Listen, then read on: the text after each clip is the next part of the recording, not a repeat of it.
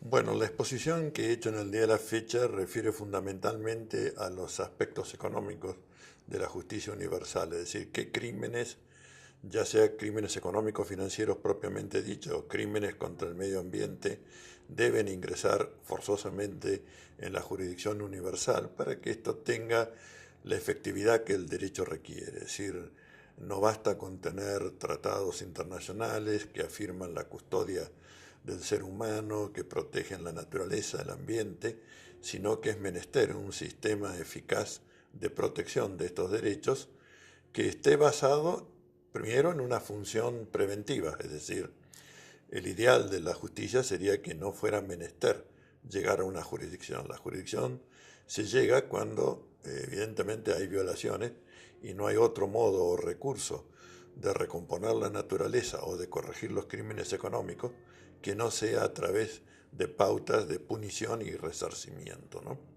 Bueno, en esto creo que estamos dando pasos importantes hacia adelante para que el poder económico pueda ser justiciado, ¿no?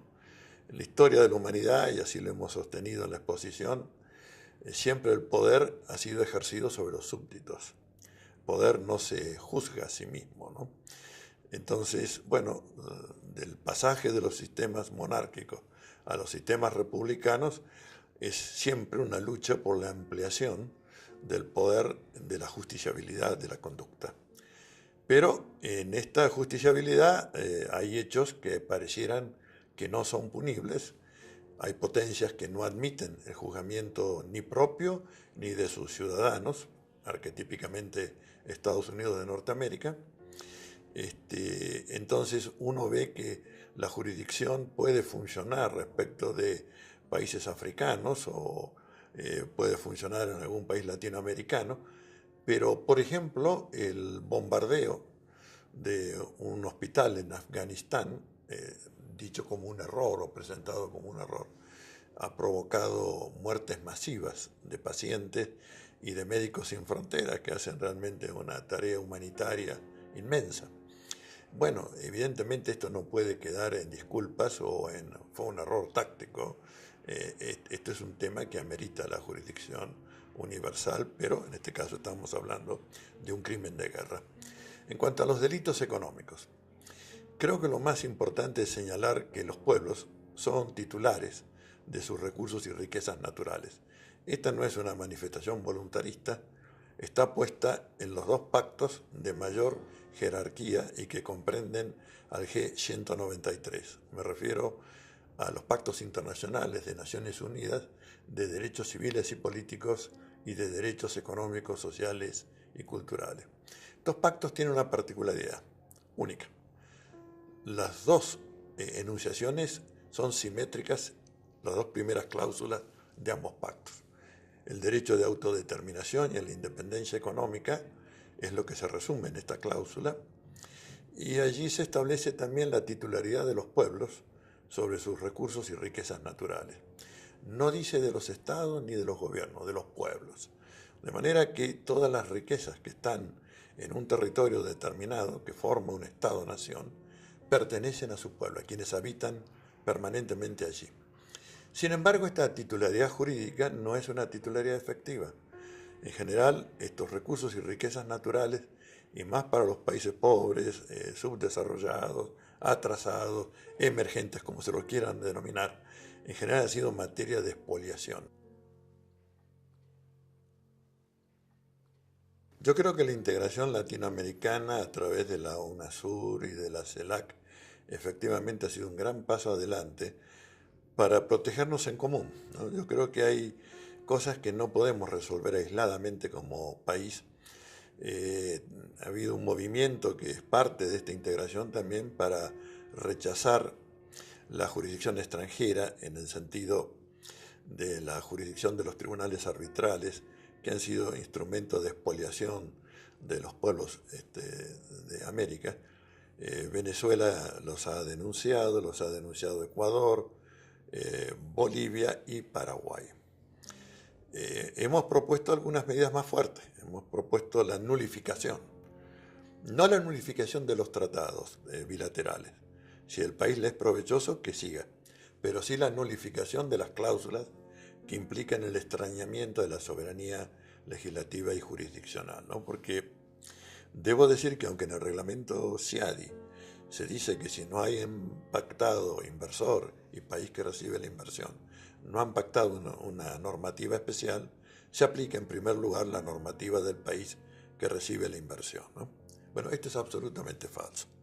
Es decir, está en el reglamento, es cierto, y es absolutamente falso, también cierto, porque lo que se aplica son los precedentes del propio tribunal CIADI, lo que significa la jurisprudencia que han hecho los árbitros, custodiando siempre la inversión en detrimento de los países que han recibido la llamada inversión, ¿no?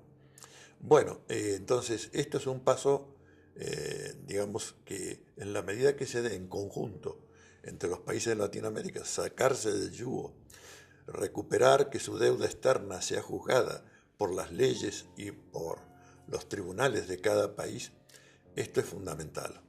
Y también es fundamental la integración y creación de un tribunal de cooperación y resolución de conflictos regional, que ya está listo desde el 2011, pero que todavía no ha ingresado a tener efectividad.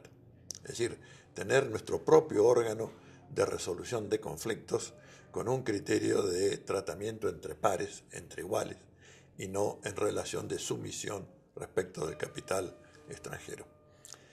Esto es perfectamente aplicable al conjunto de los pueblos de África y creo además que podemos hacer una experiencia de intercambio y consumo, de trabajar en común esto, porque las necesidades son muy parecidas. También los pueblos de África tienen enormes cantidades de recursos y riquezas naturales, tierras laborables con aptitud rural, y creo que cuanto podamos intercambiar, uniformar y defendernos en conjunto, va a ser fundamental para el progreso de nuestros pueblos. Tenemos que bajar la mortalidad infantil, tenemos que lograr mejores niveles de salud y de alimentación, y en la medida en que nos integremos, creo que esto es factible. En definitiva, que habría una especie de tríptico en lo que estoy proponiendo. De un lado, tutela de los recursos y riquezas naturales y condena de los crímenes económicos contra los pueblos de Latinoamérica y el Caribe, y también África y Asia. El segundo punto es la integración regional. Y la integración regional, cuanto más amplia sea, mejor nos va a permitir defendernos y custodiar esos recursos y riquezas naturales.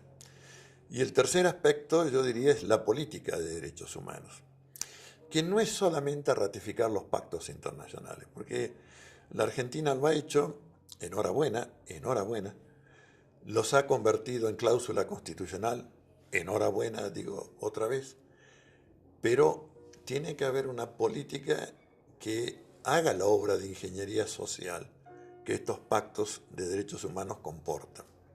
La palabra más importante en política de derechos humanos es acceso. Acceso significa que hay desposesión del derecho y que hay que acceder, y que los derechos, estos derechos humanos, son para los estados una obligación de resultado. Si se los pone en los tratados y se los hace ley propia, pues esto significa que ese derecho es exigible y que no pasa solamente por la capacidad económica que tenga cada uno, sino los derechos humanos serían mercancía. Tiene salud, que puede pagarse médicos y medicamentos, tiene alimento el que puede comprarlo, tiene vivienda el que puede comprarla o alquilarla, y los otros, bueno, no tienen nada. Entonces, este sistema de mercantilización de las necesidades humanas no sirve. Lo que se necesita es que la necesidad humana tenga un mecanismo de satisfacción, que a eso sí le llamamos política de derechos humanos. Hay que destinarle recursos, la riqueza que se obtiene de la producción y de la explotación de los recursos y riquezas naturales debe ser para llevar esos derechos en la dimensión del universal, es decir, para todos. Entonces, bajo este tríptico, creo que nuestros pueblos deben unirse, creo que nuestros pueblos deben uniformar experiencias, deben uniformar incluso sus legislaciones, que son muy parecidas, muy homogéneas, diría, en cuanto a el nivel normativo. Y en la medida de esa integración yo creo que podremos realmente satisfacer ese ideal que, vuelvo a los pactos internacionales, dicen un ser humano libre del temor y libre de la miseria.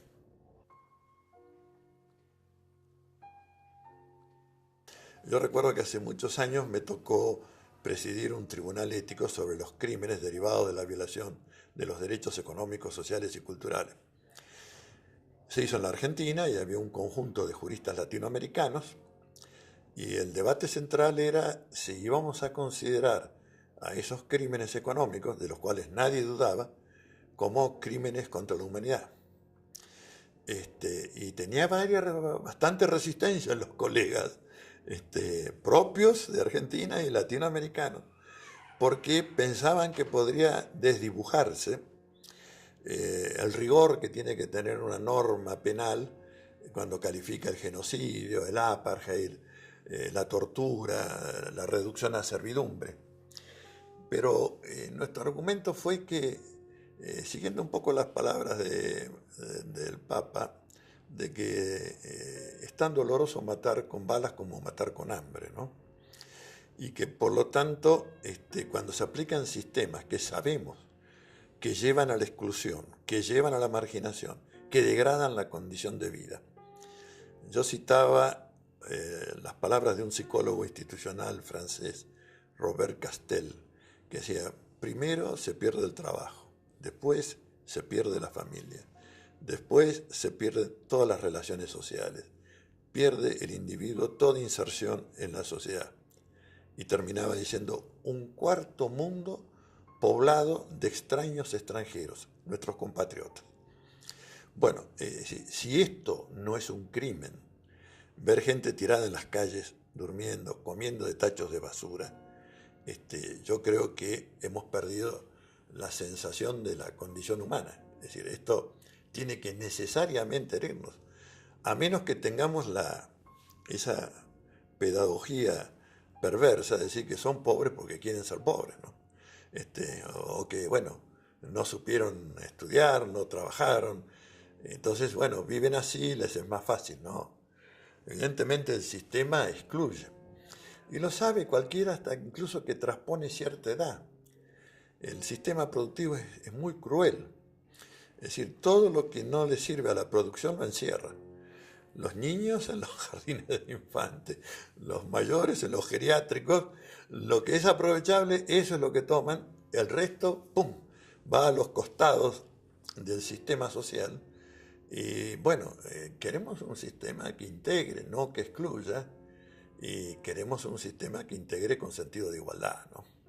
Igualdad para que cada uno desarrolle su desigualdad, es decir, no queremos uniformar a todo el mundo, lo que queremos es que tengan condiciones de vida digna para que cada uno desarrolle aquello que le guste, que el cemento armado, o la pintura, o la música, o el derecho, hasta eso se puede admitir, pero que lo pueda desarrollar libremente por su elección y no que por necesidad tenga que ir cubriendo trabajos para los cuales ni tiene aptitud ni tiene vocación.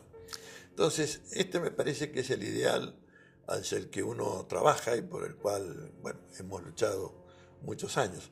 Primero contra dictaduras y ahora contra hegemonías económicas, ¿no?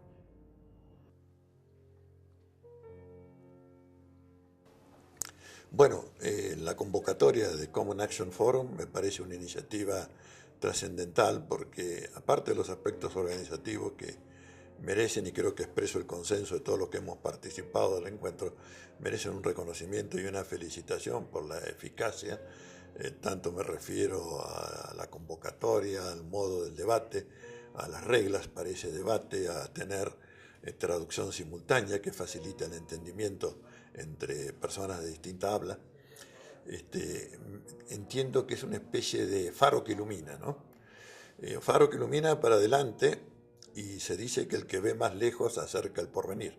Entonces, al llegar más lejos, estamos acercando el porvenir.